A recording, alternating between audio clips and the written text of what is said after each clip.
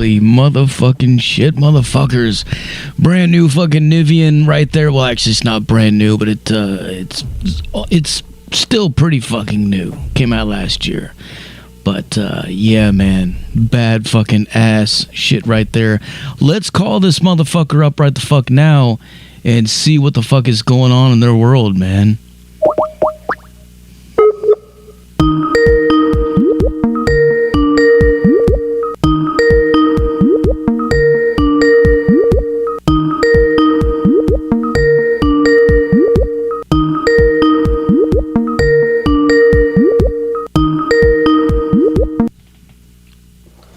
Hello. Norman. What's up, brother? What is going on, dude? So, tell us, man, what's going on in the world of Niviane? Well, actually, we're just trying to finish up a few more songs.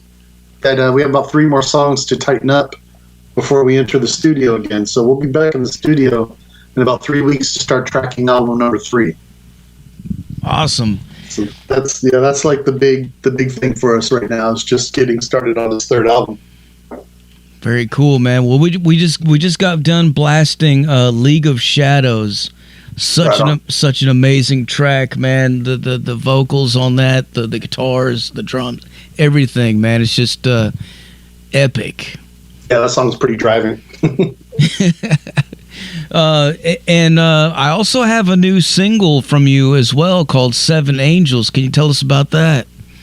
Oh, yeah. So what's interesting about that song is during the pandemic when everybody was sort of on lockdown and no one was really able to play, and this is when it was like real lockdown, you know, in the early on.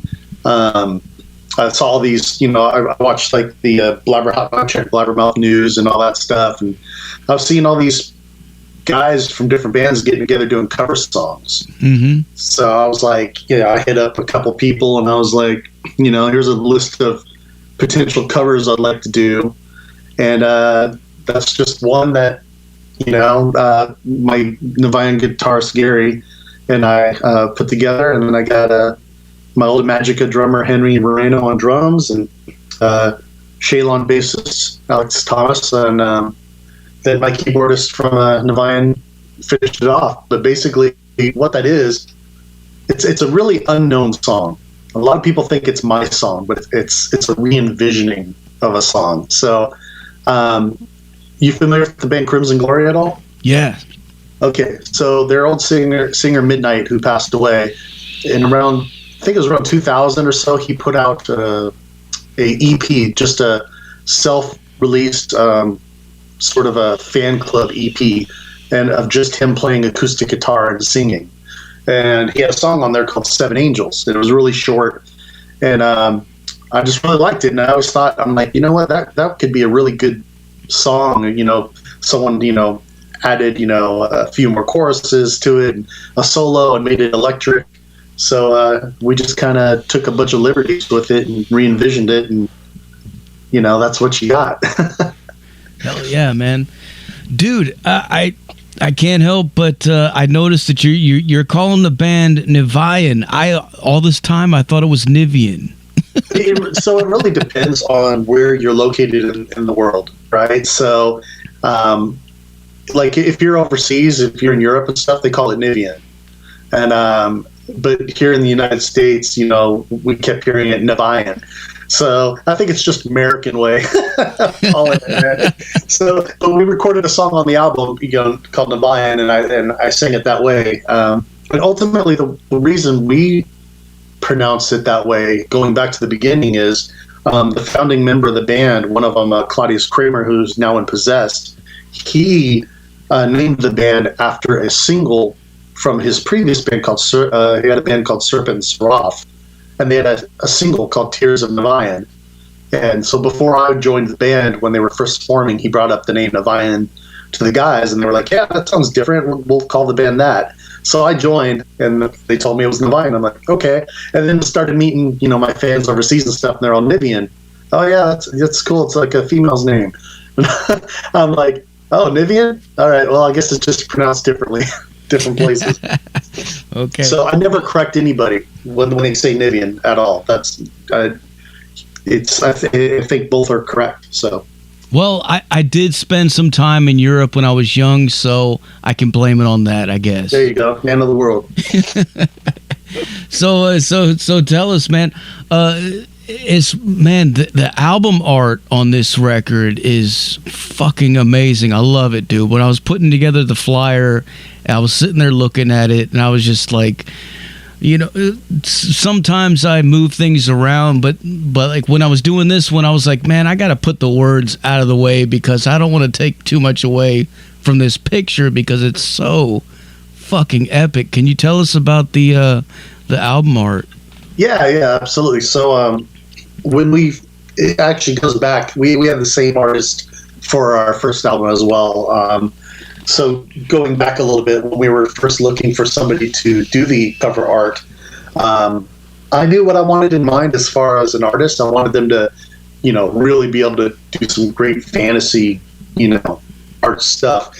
And I put together portfolios of pictures that I found online from 5 different artists, and we all agreed on the same guy. So his name's Dusan Markovic, and I believe he's like a freelance artist. I think he's from like Serbia or something. But he did our Druid King album artwork. It turned out fantastic. And when the time came to do this one, he did this one as well. I know he does, you know, a lot of different covers for like bands like Sound of Thunder and Seven Kingdoms and stuff. So he's getting more and more well known. I know so he does a lot of work for metal bands. But basically, I just sent him an idea. You know, a rough idea. Like I told him for this particular one, I'm like, you know, I want like a general, you know, standing over his, you know, just hordes of troops, commanding them to lay siege to a castle. And, you know, he took it, ran with it. And, you know, when he sent us just the sketch without any color and just outline, I was like, oh, hell yeah. Hell yeah, man. Well, it's fucking awesome, dude. I love it. Right when I was setting up the interview today, our friend and our photographer, Dottie, she messaged me and she was like, hey, I took photographs of these guys at the when they opened up for Soulfly, and she sent me all that stuff, and I was like, oh yeah, that's right. Right on. It's such a small world, man. We're all, but do you have any memories of that? What can you tell us about that? I don't know which city was that. God, I don't know. Right. I mean, the tour was great. We were a little worried. The album Ruthless Divine was released right in the middle of you know, a pandemic. A lot of people were putting their releases off, right? They were pushing them out, and we were like, "F it, we're going to release it because we're already working on material for a third album." And we had to wait almost a full year, I think, to do a tour. We got presented the Soulfly one. At first, we were like, "Hey, you know, is that really a good pairing?" You know, they're legendary and everything, but we're power metal, you know. Yeah. But we're heavy power metal, so we're like, we could probably pull it off. And you know, we went on the tour, and all the fans were very receptive. They were digging it. They didn't know what to make. What we heard a lot was, you know, guys would be standing there in the front row, and they'd see like our guitar player come out with the guitar and stuff, and they'd be like, "What the hell is this?" You know. And then we kick in, and the thing is, he does all my death metal backing vocals because I can't sing everything myself. Because if you hear the songs, I do a lot of layering. So everything on the albums I record, but I tell them what to sing live. And then, you know, so he's up there with a guitar, like growling, and everyone's like, "This shit's sick." That's awesome. The tour was cool, man. The Soulfly camp treated us really well. You know, we were out with them for a good month, and you know, it was really awesome. We made a lot of new fans, and we got to actually promote that album, which we were worried we wouldn't get to. So that is really cool. That reminds me of that meme. I don't know if you've seen it, but it's got He-Man and Skeletor riding around on a bike together, and it says when you have power metal and death metal at the same show, I think. Well, you know, I'm a huge He-Man fan, so yeah. Yep. I've seen that one for sure. Hell yeah! What do you think about the new series on Netflix? Have you seen it?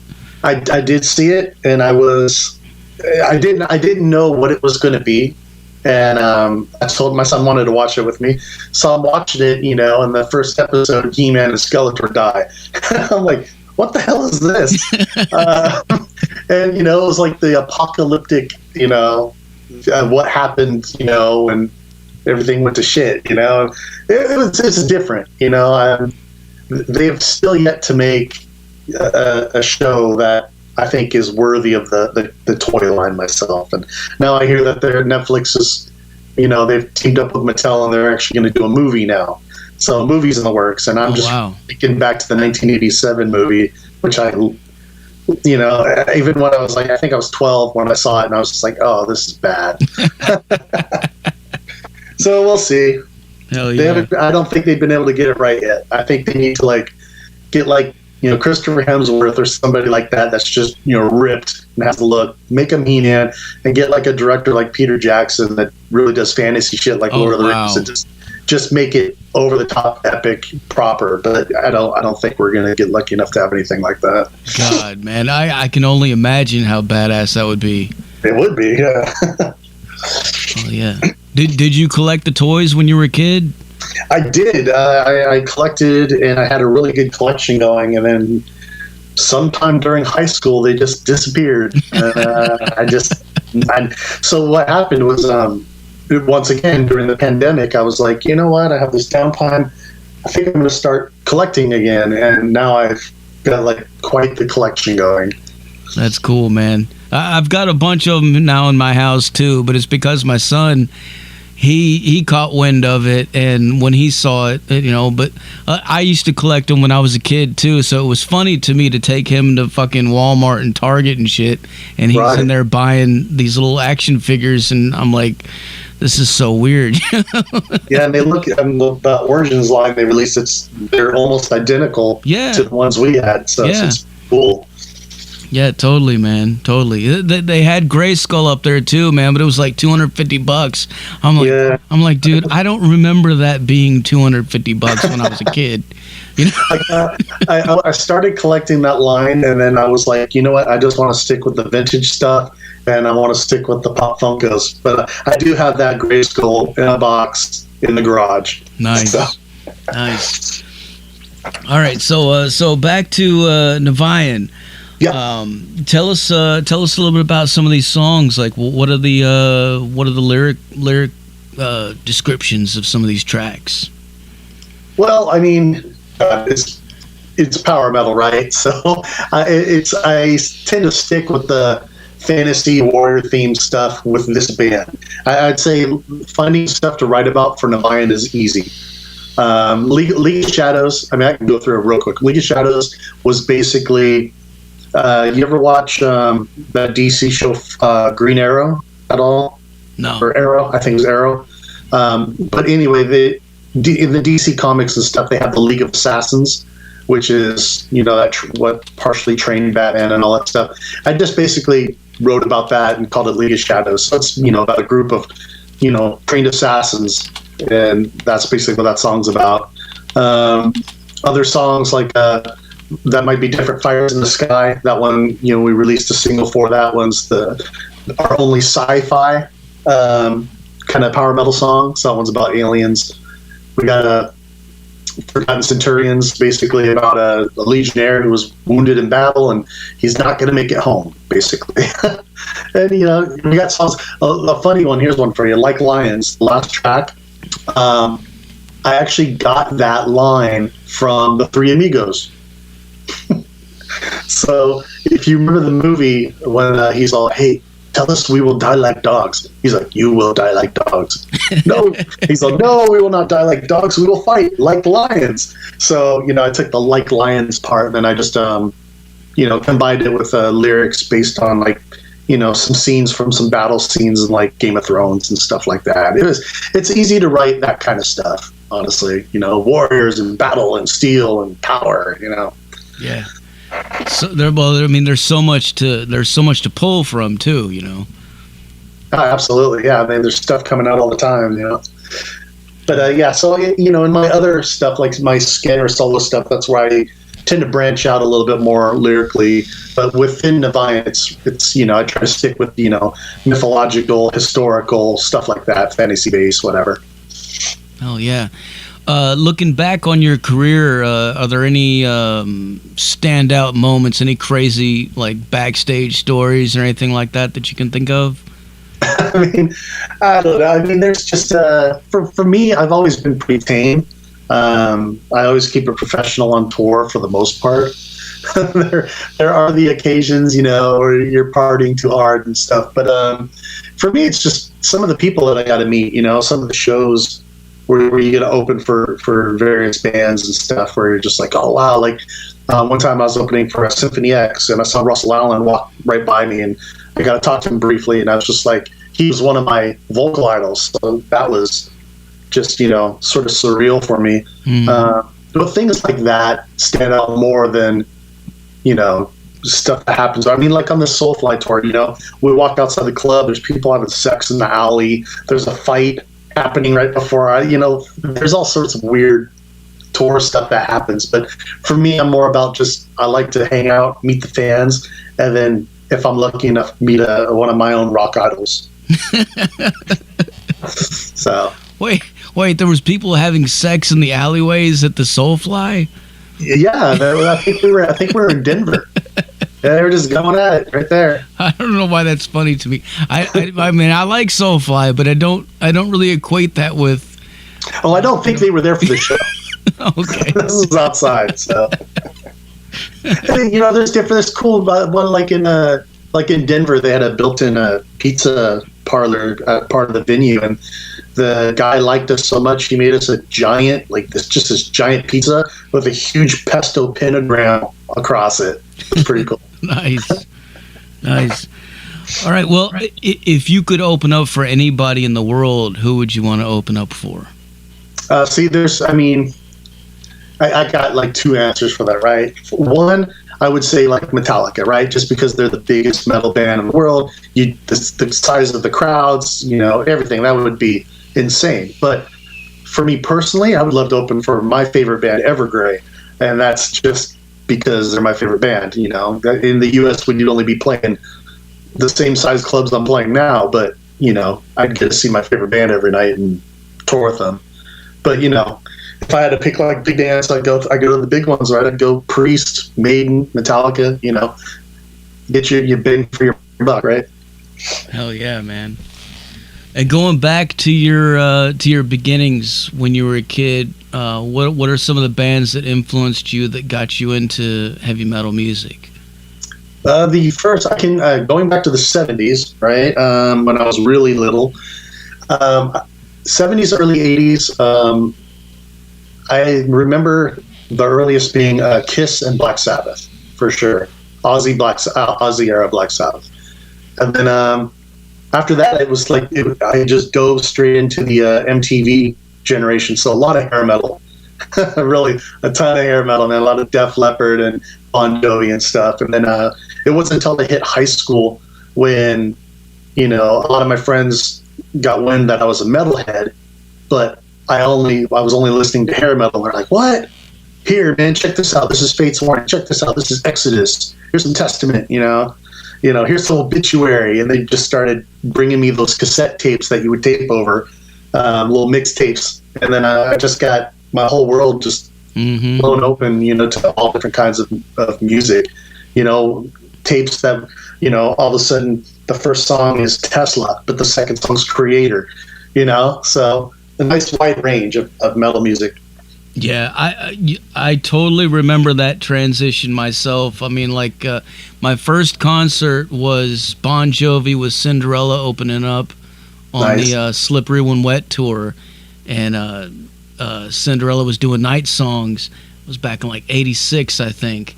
I was I was 8 years old, man. It blew my mind though. I loved it, and I loved all that stuff on MTV, Motley Crue and everything. And then when Metallica came out and I saw that video for One, that blew my mind, and I was like, what the fuck? And then there was a local radio station, they were playing Exodus and King Diamond and all kinds of stuff like that, and I remember when that happened. It was just like it was like finding a whole new world. Right? Yeah. And also, I love the fact when I think back, I'm like, I was that kid that all of my friends were like, "Ooh, I got to corrupt him with my music." Mm-hmm. Yeah. Yeah. I remember that. I remember, getting hazed because like what T-shirt you were wearing when you went to school, you know. Yeah, exactly. Like my T-shirts definitely evolved, as I'm sure most of ours did. I mean, I still have a soft spot for all that stuff. I mean, stuff that you grew up with. You know what I mean? Like if anyone brings up hair metal, I'm always like, oh, dude, I still listen to that stuff. You know, I mean, it's what I grew up with. So, you know. Oh yeah, definitely, man. I opened up the show tonight with Whitesnake. As a matter of fact, can't go wrong with that. I still love all that stuff, man. It's easier to admit it nowadays, though. You know, nowadays it's at this age, I guess it's easier to fucking just listen to everything. But I do remember back in high school, you know, it was, you know, those tapes kind of, they started collecting dust. You know, they got put off to the side, and it was all death metal and thrash metal But yeah, because we were always looking and listening for the next heaviest thing, right? Mm-hmm. Faster, heavier, yeah. All right. So what's coming next for you guys, man? We're trying to put together one more music video. It'll be for our song Psychomantium off of this album, and that'll be our last, you know, single and video, sort of to promote this album while we start tracking the next one. The next album, it'll have 11 songs, just like the last two did. All the songs are strong. Fans are gonna, if they like this album, they're gonna love the next one. We don't have a title for it yet. Got it narrowed down to a couple choices, so we'll figure that out, and we'll probably contact Dusan and have him get in his schedule so we can start working on some album art. But really, it's just getting this third album done, and then after that, getting it released, putting out some singles, music video, and then hopefully a new tour this summer. Just kind of repeat the cycle and hope to keep climbing that ladder. Oh yeah, man. Got some questions for you coming in from the listeners in the chat room. Right on. Lady Red wants to know, she says, ask him what he thought of the Park Theater when he played there. I think that's where he played. The Park Theater. I don't know. Which city was that? I think that's in Canada. She's in Canada, so. Park Theater. Was that in Vancouver? I'm not sure. Let me see here. I think Manitoba. Manitoba. Park Theater. I think no, I think the Park Theater was the Park Theater was in Vancouver. If it's the one I'm thinking of, and it was a nice venue, but the whole place, I swear to God, man, this is a story. We pull up in Vancouver, right? And all I hear about is how beautiful Canada is. And I've been to some beautiful parts of Canada, but that particular part of Vancouver, man, we got out of our bus, and I thought it was in an episode of The Walking Dead. And there were so many just homeless and junkies, and I just from the bus to the theater, I swear I saw like 4 different people shooting up. It was insane.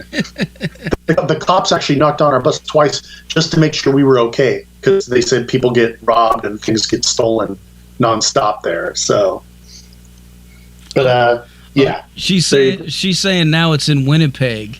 Winnipeg. I remember playing in Winnipeg. She says she was there.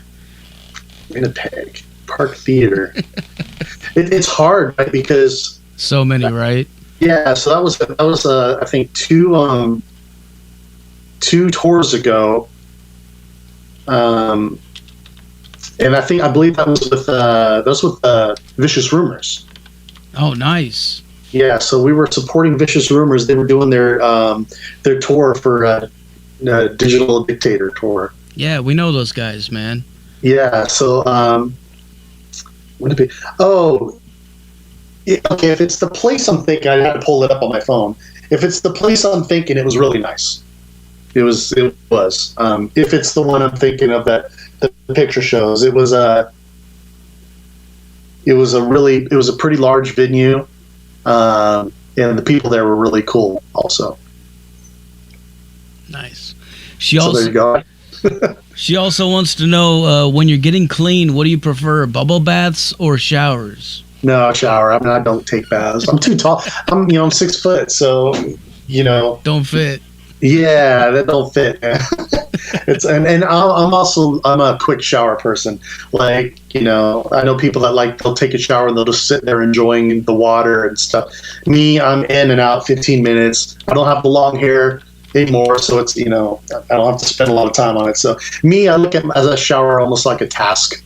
It's like, yep, time to get clean, get it done, and then move on to the next thing. So hell yeah.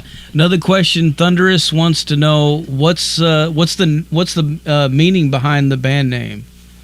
So as I mentioned, I didn't name the band, but I was told, so it's from Arthurian legend. King Arthur and the Knights of the Round Table and all that stuff. So supposedly there was a woman named Niviane who seduced Merlin the magician and, promised if he taught her his sorcery, she would, sex him up, basically. And so he fell for it, and then she turned it on him and used his own magic to kill him.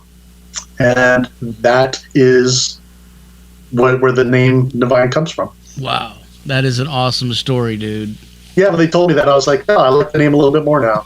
So on our current album, we have a song. It's track 8 called Mayan, and that's what the song's about. It's about that whole ordeal. Very cool, man. Another question, Vicky wants to know, have you ever played in any haunted venues that you know of? Yes. I actually have. It was a lot of people know I was the lead, or the front man for the band Magica. Released 5 albums with them, and we were playing the haunted Brookdale Lodge in it's near Santa Cruz, and it's in the mountains. And you might have seen this on ghost shows. So it's a restaurant, and it has a creek running right through the middle of the dining table, and there's supposedly a haunted little girl's ghost, and someone drowned in the pool there and stuff. Well, we went to play, and on the right side of the stage, all the power just kept getting drained, and it didn't matter what we plugged into, it just kept draining. And we're like, what the hell, right? And then some guy that worked there is, oh, it's the ghosts, they do that stuff, blah blah blah, they must not want you to play it. We're like, whatever. So we ran extension cords to plug into the left side of the stage where everyone else was, and on the right side it still continued to drain, even though it was not being powered from there. And we just were never able to play. We had to actually cancel our set. But yeah, that place is notoriously haunted. A lot of Ghost Adventures and a lot of those other crews have done hunts there and stuff for TV. But yeah, so that's the only place I know of. I'm sure we play other places that are haunted, but it wasn't disclosed. That is cool, man. Now, if you could play anywhere in the world, where would you like to play? Oh, dude, Bakken, come on. Fuck yeah. Like I said, go big or go home, and that is the fest, right? That's where I want to play. Absolutely. I think so. Niviane has yet to go to Europe, and I think they would just eat us up over there. I think they would just love our brand of music. So we take it to Germany or something, I think they just go insane for it. Man, Wacken is so huge. I think one of the last things I saw at one of the last festivals that they did, they had so many people there and they needed so much beer that they had to literally run a pipeline into the fucking place to bring beer. That is fucking metal. That is so awesome. See, I want that. I want to play a festival where they have a beer pipeline. And then just, we'll take one tap and just kind of run it to our green room. Hell yeah, man. Hell yeah. All right, Norman. Well, I guess I'm about out of questions, man. Is there anything else you want to let the people know? Yeah, I'll plug a couple things here. So Niviane, like I mentioned, we have a new music video in the works, and we're getting ready to track album number 3. For those of you that did get a taste of my my single 7 Angels, I am finishing up. I have about 5 songs I'm in the middle of tracking the vocals for. And then I'll have a full new solo album coming out hopefully by the end of the year called The Dark Design. So as soon as I finish the vocals, it goes off to be mixed. So that's about it's 13 tracks total. And then other than that, I also have a recording project in the works called Elementus, and that's a concept CD with 22 tracks on it. It features a lot of guest musicians and a lot of guest vocalists. So lots of cool things in the works.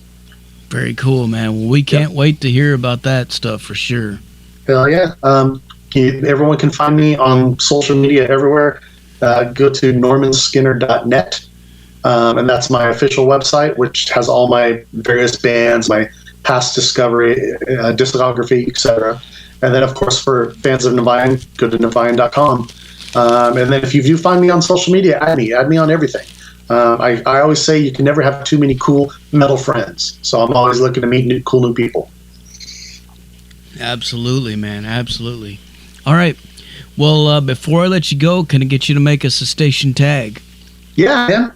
All right. What do you want me to say? Whenever you're ready, say something like, "This is Niviane, and you're listening to Metal Devastation Radio." All right. What's up, you metalheads? This is Norman Skinner from Niviane, and you're listening to Metal Devastation. Let me take it. What's up, metalheads? This is Norman Skinner from Niviane, and you're listening to Metal Devastation Radio. Hell yeah, dude. Hell yeah.